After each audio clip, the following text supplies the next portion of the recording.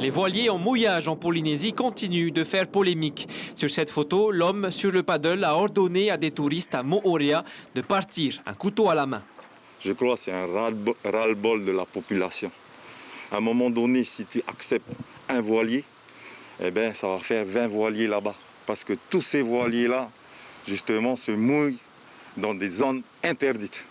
Un avis contredit par l'association des voiliers en Polynésie qui revendique son droit au mouillage ailleurs que dans les marinas. La plaisance, c'est aller d'une commune à une autre, d'aller d'un mouillage à un autre, mais sûrement pas d'aller d'une marina à une autre marina. Personne ne fait le tour du monde des marinas. Il me semble que le tourisme nautique rapporte 4,5 milliards par an. Et je ne parle pas de charter, je parle uniquement du tourisme nautique, des plaisanciers. Est-ce qu'on a le loisir actuellement de se passer de cette manne? Mais alors, où les plaisanciers ont-ils le droit de mouiller? Pour ce qui est de Fa'a et Punauia, le port autonome a délimité en vert la partie du lagon où les voiliers peuvent poser leur ancre.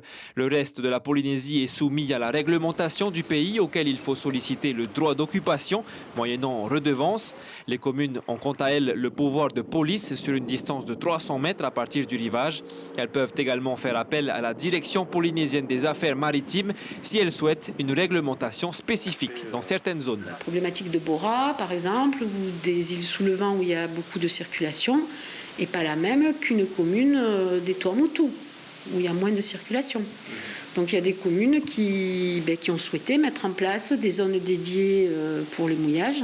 À Mahina, la municipalité a demandé cette semaine aux plaisanciers amarrés dans sa zone de police de quitter les lieux car ils gênaient l'activité des pêcheurs.